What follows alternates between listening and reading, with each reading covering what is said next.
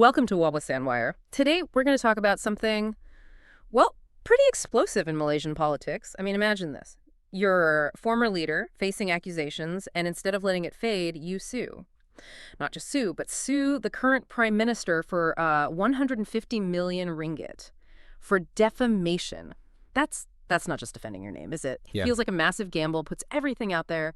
For me, it kind of feels like taking decades of whispers, the stuff people talk about regarding wealth, power, politics in Malaysia, and dragging it right into a courtroom. It really makes you wonder, what's the play here? What's the ultimate goal? So for you listening, what's your first reaction? Is this about accountability Yeah. or something else? That's fascinating, really, the scale of it, first off. And who's involved. We're talking former Prime Minister Tun Mahathir Mohamad suing the current PM, Dato Seri Anwar Ibrahim. And the core claim that Tun Mahathir's reputation has been, well, seriously damaged by things Dato Seri Anwar said. We're looking at 100 million ringgit in punitive damages. Wow, 100 million just for punitive. Exactly. And then another 50 million ringgit in general damages. Okay, let's pause there. Punitive general damages. Can you just quickly break that down? What's the difference really in this context? Sure. So punitive damages aren't really about compensating for the harm itself. They're meant to punish Dato Seri Anwar for what Tun Mahathir alleges was, malicious conduct. The idea is deterrence. Stop this from happening again. Send a message. Right, a penalty, basically. Precisely. And then general damage is that 50 million. That's for the actual alleged harm. Harm to reputation, feelings, standing. Stuff that's hard to put an exact price tag on. So putting them together like this signals a very, very serious claim. It's about public standing, personal injury, and wanting significant consequences. Okay, that makes the huge number even more significant. So what exactly was said? What did Dato Seri Anwar say that sparked this whole thing? And when did it happen? Right. The statements were apparently made back on March 18th, 2023. It was during the People's Justice Party National Congress over at the Melawati Stadium in Shah Alam. And Tun Mahathir alleges that Dato Seri Anwar accused him of two main things. Firstly, racist behavior. Okay.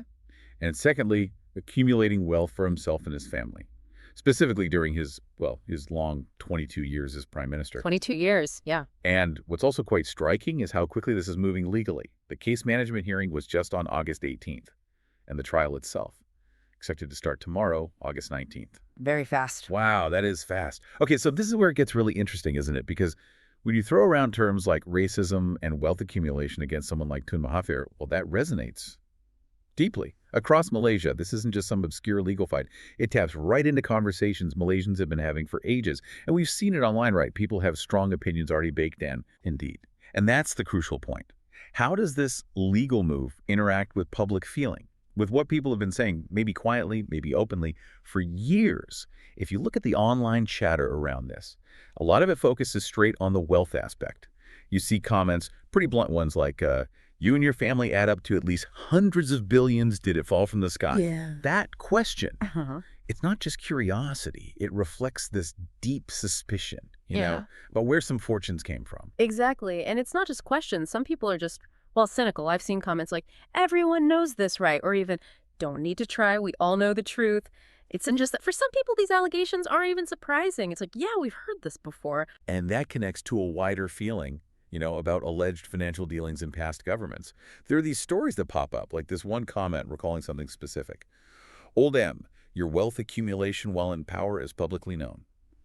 When I was young, a Malay senior in engineering told me, at that time, all government projects had to use your family's products, and the prices were high, even if items were broken. You couldn't claim compensation. You could only reorder. Wow. That's a very specific accusation. It is, and it continues. And you also took a lot of kickbacks from the North-South Expressway. If these things didn't happen, who would target you? No. Now, whether that specific story is true or not isn't the point here. The point is, it reflects a narrative people share. A narrative about alleged systemic problems, favoritism, kickbacks, government projects. So it's not just he got rich, it's how he allegedly got rich. Specific projects, family businesses being involved, people are asking, your children's money all came from here?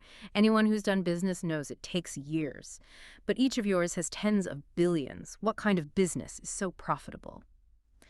That really gets to the heart of the public skepticism, doesn't it? The speed and scale of it all. And then there's that phrase, 10% prime minister. What's the background on that for people who might not know? Ah, yes, the 10% prime minister. It's a very critical term used in Malaysia. It's slang, really. It implies that a leader, or people around them, allegedly took a standard cut, like 10%, from government projects or deals, a kickback. So it's a direct accusation of, systemic corruption right at the top. And when people connect that term to the family's perceived wealth, it fuels this demand for answers, for transparency. You see comments like, his children are all billionaires and the people are poor and backward. That highlights this real public frustration about inequality and linking it to past leadership. Hmm. And it's not just the money, is it? The other accusation, the racism part, that's incredibly sensitive too.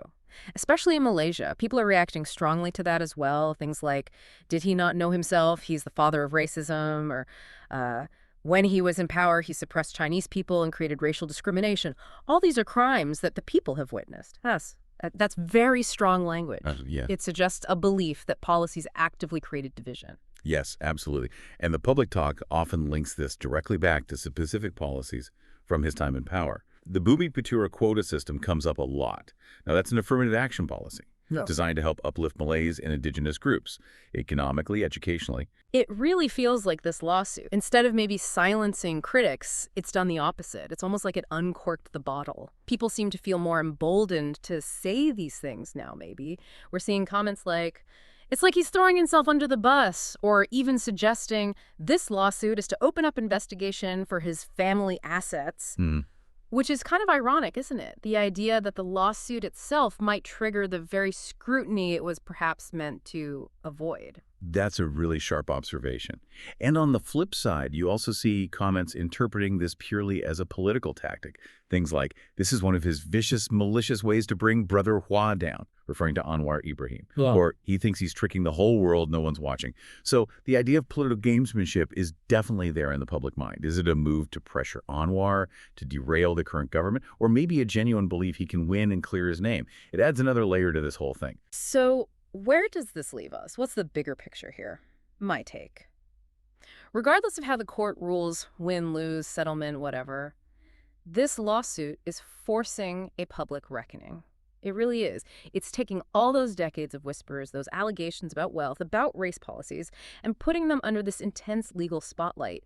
In a way, news reports just can't. It's almost like the lawsuit itself, maybe unintentionally, is acting as a catalyst for more transparency, perhaps. That really hits on a crucial point about governance, doesn't it?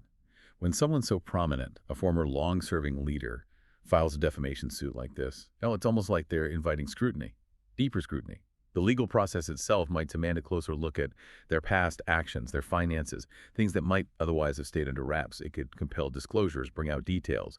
So yes, in a way, it's a massive gamble for Tun Mahathir.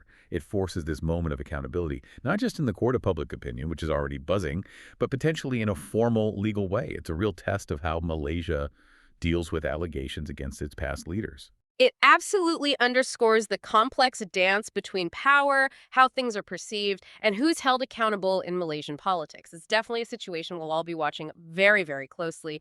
The ripples from this could spread far beyond just the courtroom. What do you think? What could the ultimate outcome of this high-stakes legal fight really mean for political accountability in Malaysia going forward? Remember to like and subscribe for more videos like this.